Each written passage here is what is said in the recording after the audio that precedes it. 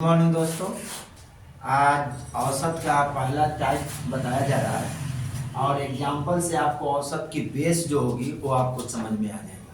अब वैसे आप एग्जाम्पल का जो औसत है कोई टफ नहीं है, ठीक है। अब हम आपको बताते हैं कि औसत कैसे किस टाइप से बनेगा, आपका क्या इसमें फंडा होगा आप बनाने का, वो आप देखिए, ठीक है मेरे दोस्त।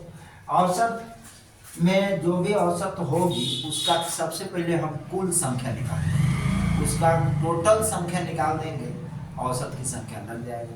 देखिए एक एग्जांपल से समझ में आ जाएगा आपका औसत के बारे में। देखते हैं, तीन क्रमागत प्रतिक संख्याओं का औसत तीन क्रमागत प्रतिक संख्या के मतलब क्या हो गया, क्रम के अकॉर्डिंग बढ़ना चाहिए संख्या को। अगर वो क्रम के अकॉर्डिंग बढ़ रहा है तो उसको हम क्या कहेंगे, क्रमागत संख्या कहेंगे।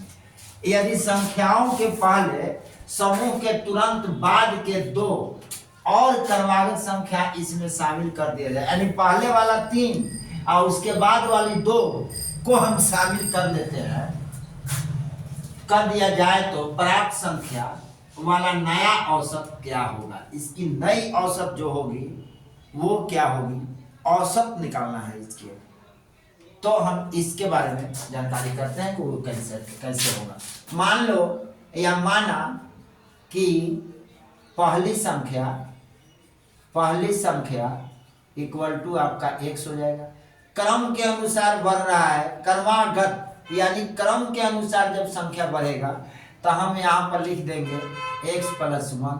3 संख्या है तो ये दूसरा हो जाएगा आपका मेरे दोस्त, और ये पहला हो जाएगा मेरे भाई, और एक तीसरा ले लेते हैं मेरे दोस्त, क्या हो जाएगा आपका x + 2 हो जाएगा। ये तीनों की कह रहा है का औसत कितना है, k है। ये तीनों के औसत यानी x + x + 1 + x + 2 = औसत कितना है, k है। जब ये तीनों के औसत k है तो 1 2 3 3x + 3 = 3k। तो हम 3x निकालेंगे तो क्या होगा, 3k - 3। तो x की वैल्यू निकाल देंगे तो 3k - 3/3। अब ये कहने का मतलब है कि अगर 5 संख्या इसमें 2 संख्या और बढ़ा दिया जाए तो उसका औसत क्या होगा। तो सबसे पहले 2 संख्या और बढ़ा दें तो 2 संख्या बढ़ाने पे संख्या कितना हो जाएगा, 1। 2 संख्या बढ़ाने पे 2 संख्या बढ़ाने पर कितना होगा, वो x हो जाएगा प्लस x + 1 हो जाएगा प्लस x प्लस कितना हो जाएगा 2 हो जाएगा प्लस x + 3 हो जाएगा प्लस x + 4 हो जाएगा। इसका औसत क्या होगा ये कह रहा है। तो ये टोटल संख्या मेरा कितना हो रहा है, 5 हो रहा है। सबसे बड़ी बात ये है, ये 5 संख्या हो गया। अब हमको निकालना क्या है, 1 2 3 4 5 x प्लस 1 2 1 3 3 3 6 6 4 10, ये 10 हो रहा है। ये 3 संख्या है, 4 3 7 7 2 9 1 10 संख्या। अब बटा में 5 हो गया, ये इसका क्या है, औसत है। लेकिन जब हम 5 हो गया तो x के जगह पर एक कुल संख्या को रख देते हैं, ये मेरा औसत संख्या है। तो ये औसत संख्या मेरा क्या हो जाएगा, 5 × 3k - 3 अब बटा में हमारा 3, एक कुल का औसत निकल जाएगा। तो 3 × 5 = 15 k - 3 3 × 5 = 15 अब बटा में 3। क्लियर। अब 3 3 कॉमन कर ले तो 3 कॉमन करते हैं तो k 5k माइनस 3 × 5 = 15 3 × 5 = 15, ठीक है। अब माइनस के यहाँ हो जाएगा, यहाँ पर हम क्या रख लें, यहाँ 5 है तो यहाँ 5 रख लें। तो यहाँ पर हम क्या कर लेंगे मेरे दोस्त, 5 कॉमन कर लेंगे तो 3k - 3 बटा में 5 काटेंगे तो इसकी औसत क्या मिल जाएगा, 3k - 3। यानी ये मेरा 5 संख्या का औसत मिल जाएगा। ये आपका आंसर हो जाएगा मेरे दोस्त। ये बेसिक है, आपको समझ में आएगा तो जल्दी आगे भी समझ में आ जाएगा। आगे नेक्स्ट क्वेश्चन को देखते हैं। कुछ इसमें फार्मूला है, अभी हम आपको दे देते हैं, ठीक है। आगे देखते हैं। सभी 10 प्राकृत संख्याओं के वर्गों का माध्य ज्ञात करें। सभी 10 प्राकृत संख्या, तब वर्गों का माध्य निकालने के लिए, वर्गों का माध्य निकालने के लिए n प्राकृत संख्या के वर्गों का माध्य, n प्राकृत संख्या के वर्गों का माध्य कैसे निकालते हैं? सबसे पहले इसका जानकारी लेंगे। n पहली n प्राकृत संख्या, पहली n प्राकृत संख्या का माध्य, प्राकृत संख्या का माध्य हम कैसे निकालेंगे? n प्लस 1 2n प्लस 1/6 होता है। ये मेरा फॉर्मूला होता है, ये आपका क्या होता है? सूत्र होता है। इसको याद कर लें। n प्लस 1 2n प्लस 1/6 होता है पहली माध्य संख्या। तो यहाँ पे n के वैल्यू दिया है मेरे दोस्त कितना? 10, क्योंकि पहली 10 संख्या, पहली n प्राकृत संख्या, तो पहली कितना है? 10 प्राकृत संख्या का माध्य निकालना है। तो हम क्या करते हैं, यहाँ पर 10 करेंगे, यहाँ 10 प्लस 1 करेंगे, यहाँ पर 2 गुने 10 प्लस 1 करेंगे। इसके बाद में यहाँ कितना लिखेंगे? 6 लिखेंगे। 5 गुना 10, 3 गुना 6 काट देंगे मेरे दोस्त, कितना आ जाएगा? ये आ जाएगा 10 है 11, 5 गुने 11 गुने 10 गुना 20 है 21, ये आ जाएगा आपका 21 बटा में 3 आ जाएगा। 3 7 21, 11 5 55, यानी 55 गुने 7, 7 5 35 के 5, 7 5 35 36 37 38। आइए आपका क्या हो जाएगा? आंसर शो करेंगे। ओके मेरे दोस्त, अब यहाँ पर कह रहा है का पहली 10 प्राकृत संख्याओं का माध्य ज्ञात कीजिए। इसमें 10 विषम प्राकृत संख्या का माध्य निकालना होगा। तब विषम संख्या में क्या आ जाएगा आपका? 1 आ जाएगा, 3 आ जाएगा, 5 आ जाएगा, एक तो पूर्ण संख्या हो जाएगा आपका, क्या आ जाएगा? 3 आ जाएगा। माध्य बराबर लिख लो, माध्य इक्वल टू आ जाएगा 3 plus 5 plus 7 plus 9 plus 11 plus 13 plus 15 plus 17 10, तो 1 2 3 4 5 6 7 8 17 प्लस 19 अगर विषम संख्या पहली विषम संख्या था 19 है 1 20, पहली विषम संख्या था ये लेना। ठीक है, अब इसको क्या कर लो? 10 से भाग कर लो मेरे दोस्त, तो कितना हो जाएगा? जो लीजिए 3 है 4 4 5 4 9 9 7 16 16 16 4 20 5 25 25 है 25 है 1 26 है 10 26 10 36 36 है 10 46 47 47 49 49 है 50 है 10 60 4 64 है 64 है 64 है 10 64 ये हो जाएगा।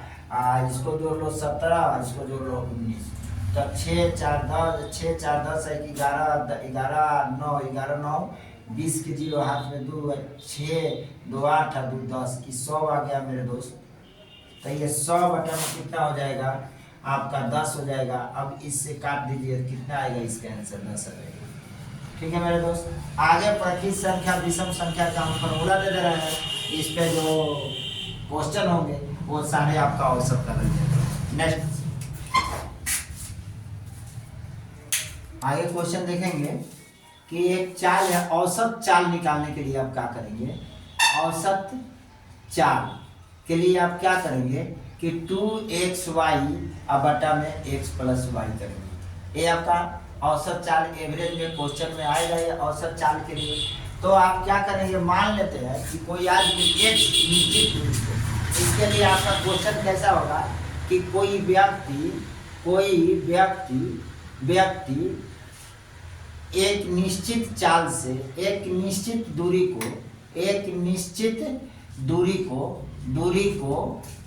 को x किलोमीटर प्रति घंटा के चाल से चलता है। x किलोमीटर प्रति घंटा की चाल से तय करता है, चाल से तय करता है तथा दूसरे फिर वह y किलोमीटर से y किलोमीटर प्रति घंटा की चाल से तय करता है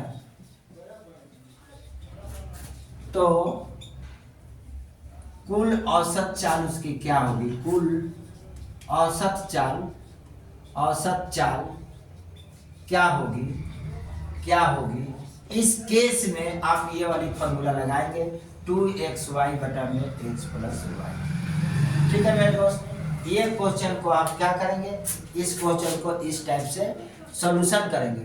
ठीक है, इसके बाद में लिखेंगे कि प्रथम n प्राकृत संख्याओं का योग, प्रथम n प्राकृत संख्याओं का योग, संख्याओं का योग बराबर क्या होता है आपका 1/2n n प्लस 1 होगा। ठीक है, प्रथम n विषम संख्याओं का योग, प्रथम ये आपका फॉर्मूला है, रख लीजिए। प्रथम n विषम संख्याओं का योग, विषम संख्याओं का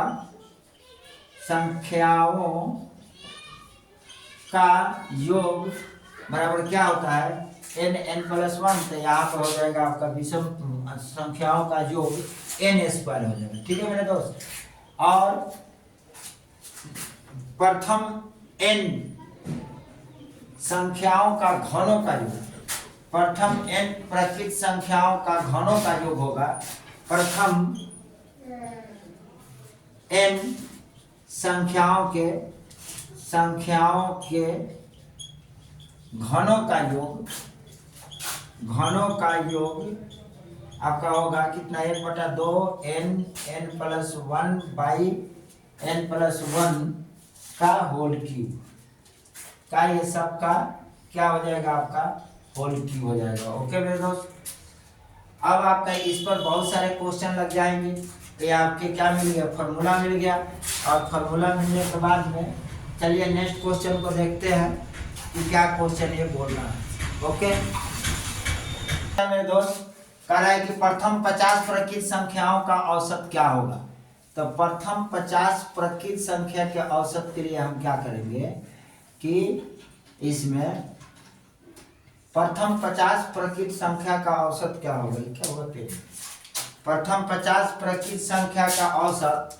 तो प्रथम 50 प्राकृत संख्या का औसत के लिए सूत्र लिखेंगे 1/2 n प्लस 1। ठीक है, इस पे क्वेश्चन बन जाएगा आपका। तो 1/2 n के जगह पर क्या लिखेंगे 50 गुने 50 प्लस 1, आपका ये कितना होगा 25 हो जाएगा। तो मिलेगा कितना आपका 2 गुने 25 गुने 51 मिल जाएगा। आप इसे गुना करा लीजिए 51 में, तो 50 से करा दीजिए तो 25 के 5 5 गुना 10 11 12 1 से कर दिए फिर 25, तो कितना आपका आ जाएगा 150 आ जाएगा। तो प्रथम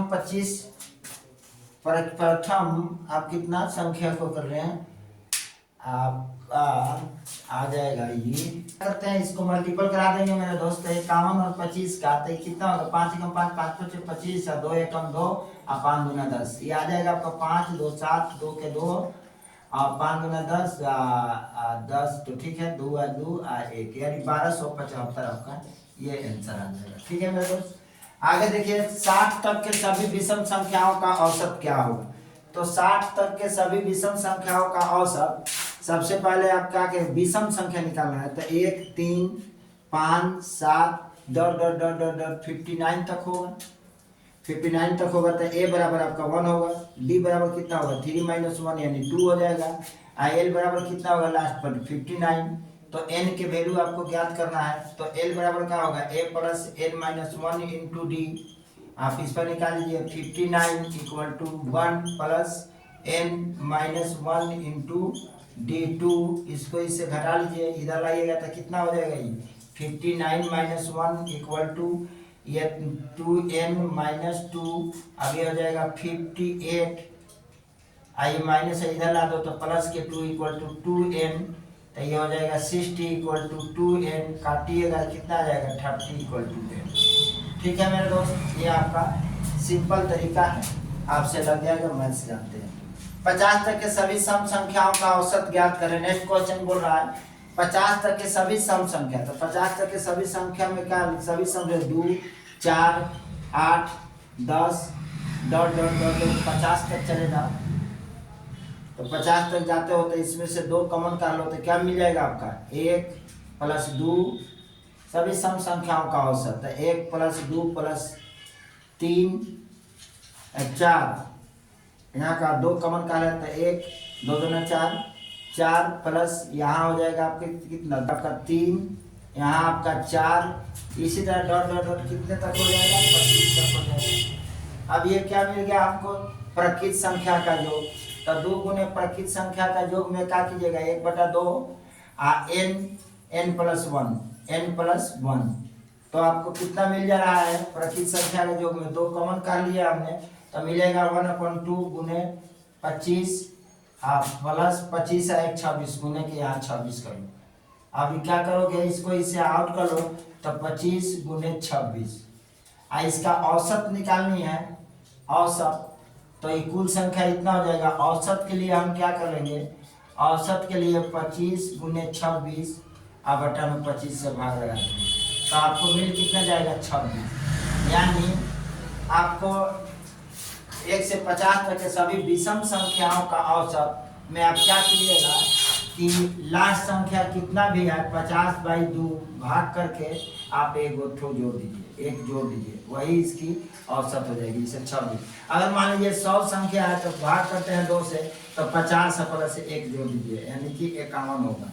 यानी 50 तक 100 तक के सभी विषम संख्याओं का योग में क्या करेंगे, 1 जोड़ देंगे। इससे ये साबित हो रहा है कि हम किसी भी सम संख्या का औसत निकालना चाहेंगे तो उसको 2 से भाग करके 1 जोड़ देते हैं। सभी विषम सभी सम संख्या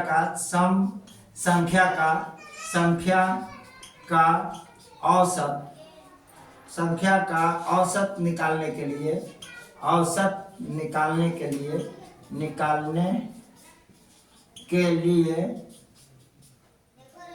उस संख्या में 2 से भाग कर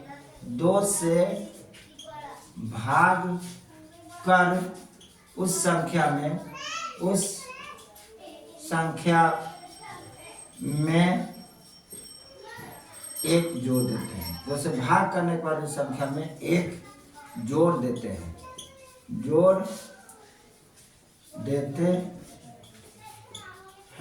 यही आपका आंसर हो जाएगा। ये आपका ट्रिक है, लॉजिकली है, बता दिया, इसे समझा दिया। इधर देखो 50 संख्या तो 50 प्लस 1 दूसरी बात है 1 जोड़ा 26 आ गया। इसी तरह 100 का होगा, इसी तरह 150 का होगा, 2 से भाग कर दो 75 प्लस 1 76 आएगा। That's all.